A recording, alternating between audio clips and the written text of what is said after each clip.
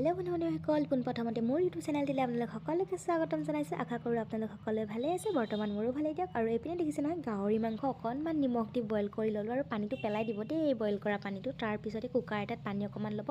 তাতে মই দিছোঁ গাহৰি মাংস, ঔটেঙা, আৰু তাতে দিছোঁ শুকান জলকীয়া, আদা নহৰুৰ পেষ্ট অকণমান দিছোঁ। আৰু এইপিনে দেখিছে নহয়, ক'লা ক'লা জালুকৰ গুড়ি মানে ব্লেক পেপাৰ অকণমান দি দিছোঁ। আৰু তাতে আপোনালোকে দিব নিমখটো আপোনালোকৰ জোখ অনুসৰি দিব। মই মোৰ জোখ অনুসৰি দিছোঁ। আৰু যিহেতু এতিয়া ধুনীয়াকৈ উতলি আছে, ইয়াতে মই দি দিম অকণমান ধনিয়া পাত। ইমান যে ধুনীয়া হ'ব নহয় তাৰপিছত খাবলৈ। এতিয়া যিহেতু উতলি আছে, ঢাকনিখন মাৰি দিম। তাৰপিছত 8-9টা চিটি মাৰি দিম। চিটি মৰাৰ পিছত আপোনালোকে চাব, এয়া দেখিছে নহয়, ইমান যে ধুনীয়া। মাই গড, খাবৰ কাৰণে কিমান যে টেষ্টি হৈছিলে নহয় ঔটেঙা গাহৰি মাংসৰ বইল। আৰু ইপিনে কাচকল আছিলে, ফ্ৰাই কৰি ল'লোঁ। ইপিনে শাক বইল আৰু শাক ভাজি অকণমান, মানে মোৰ লগৰ ছোৱালী এজনী আহিছিলে, তাক কিন্তু মই গাহৰি বইল বনাই খুৱাব লাগে ঔটেঙাৰ লগত, তো বনাই খুৱালোঁ।